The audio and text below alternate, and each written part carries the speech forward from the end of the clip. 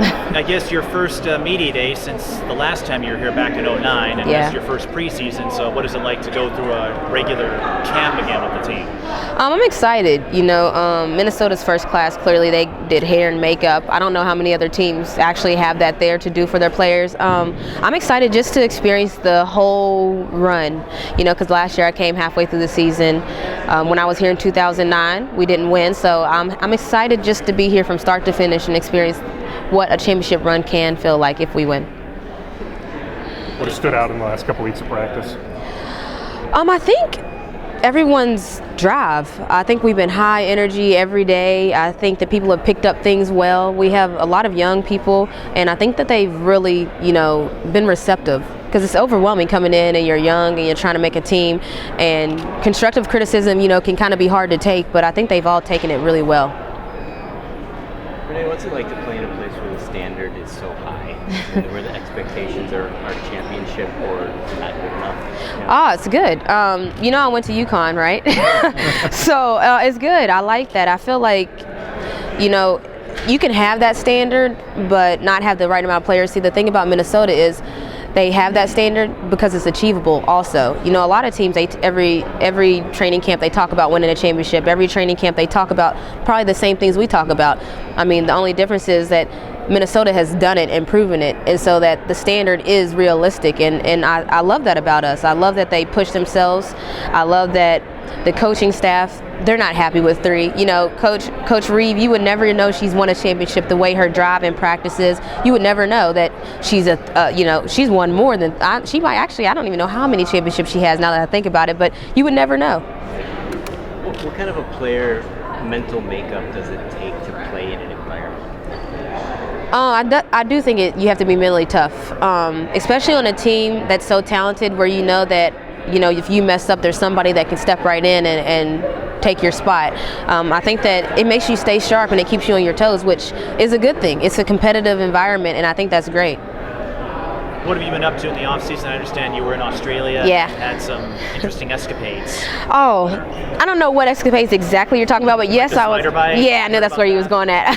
Yeah, I was in Australia, and it was awesome. Summer, this time I had summer all year round. Actually, now I'm experiencing winter here in Minnesota for the first time this year. So I had summer year round last year, and kangaroos, I saw kangaroos all the time. They're kind of like dogs there, so I actually ended up being desensitized to seeing a kangaroo. And yeah, I got bit by a poisonous spider as well, which was interesting. I didn't take it as serious as I think I should have, but then when I realized kind of the severity of it, when my legs swelled up really big. So yeah, that was interesting. I was out for about a week and a half, but other than that, I mean, it was great. Oi, oi, oi. No arachnids up here so far? No. And I'm not scared of spiders still, even though I probably should be, but it was an experience to say the least. When you were a free agent, did you consider going elsewhere, or was this place where you always wanted to be? I don't even know if I'm supposed to answer questions like this, but I was choosing between New York and Minnesota. Yeah, and it was a tough decision. Obviously, I like a certain style of coach if I'm choosing between those two teams. And I mean, the deciding factor was basically my teammates and the coaching staff. I adore the coaching staff here, Coach Reeve, Jim Pete, Shelly P.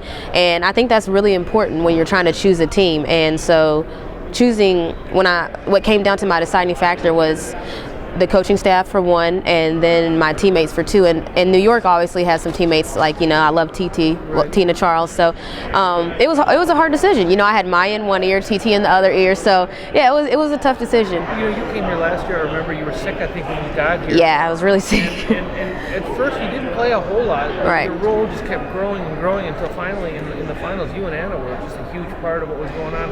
How fulfilling was that for you to kind of go from where you started here to where the season ended? It was huge. I mean, like you said, I had salmonella poisoning when I got traded, and when Coach called me and she was like, I need you to be out on a flight tomorrow, and I'm like, whoa, because I wasn't even practicing with Seattle at the time, so I was like, okay. And then I had to call her back, and I was like, Coach, I think you should know I'm kind of sick right now. And she's like, you are? And I'm like, yeah, I'm pretty sick. And she's like, all right, just get on the plane and make sure, she's like, I plan on playing you because we had a game. I played the first game before All-Star break. So we had a game not the day after I got here. And she's like, so I plan on playing you that game, just FYI. And I'm just like, whew, okay. So, I had to I was getting IVs and everything like that. Yeah, I was really sick. So the maturation process for me here was a big deal, and that's why the championship ring to me will mean a lot, because to come in halfway through a season and still make my mark, however small it was a big deal to me. It was an accomplishment to me. Then you get to dance with Prince, right? Dancing with Prince, man, that's, I mean, seriously. You were saying you were doing it more than anyone. I danced all night. I danced the night away. You couldn't tell me I wasn't a backup dancer or I wasn't a part of the band at that time. I probably, like in my mind, I felt like he probably was going to sign me. I thought that I was going to be like, take me on the road with you. It was awesome. Like, and you know, now that he has passed away, it makes it even more, you know, like it wasn't guaranteed that he would invite us back this year. So we took that moment and tried to, like, you know, just take it all in. But now that he's passed away, I mean, it's a lifetime for him. It's a memory for a lifetime. Were you a big Prince fan growing up? So I didn't know how big of a Prince fan I was until we went there, and I knew like way more songs than I actually acknowledged that I knew. You know, I wouldn't necessarily say that like, oh, I'm a huge Prince fan, but then he would play another song and I'm like, oh my gosh, I love this song. And so it ended up realizing, like, you realize how great someone is when they withstand the test of time. And you know, like, for me to know such an exorbitant amount of his songs, it was like, wow, like, you know, this man, he's great. So when they said in the locker room, hey, we're going to Paisley Park. Oh no, we lost it. Yeah. Oh, we lost it. Yeah. I mean, if Prince invites you to, I mean, no matter how big or small a fan you are, this is Prince. Well, I know the magnitude of the icon that he is. So when he said that, everybody was like, what? Like, and we thought, are you sure? They was like, yeah, he sent a limo and everything for y'all. And we're like, whoa. Like, you know, it was like a shock factor moment. We actually already had plans, and those plans were finished at that point. It was like, oh, we're going to Paisley Park. So yeah. What were those plans?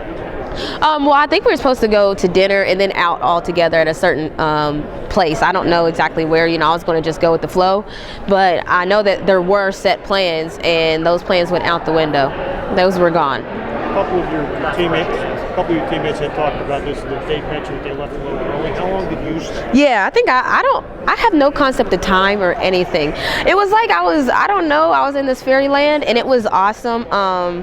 You know, I don't know the stages, but he was riding a bike at a certain point outside. I have no idea about times because they took our phones and everything. We didn't have anything to record or video, so you know, people don't wear watches for time. So even if I had a watch on, it probably didn't have the right time. And my phone is my everything, and I have no idea what time I left, if it was early, late. People did leave before me, if that's the answer, but I mean, I was partying with Prince. The sun wasn't up yet. The sun wasn't up yet. No, I think I got to bed before the sun came up. I might have. I don't know. I have no idea. I was partying with Prince.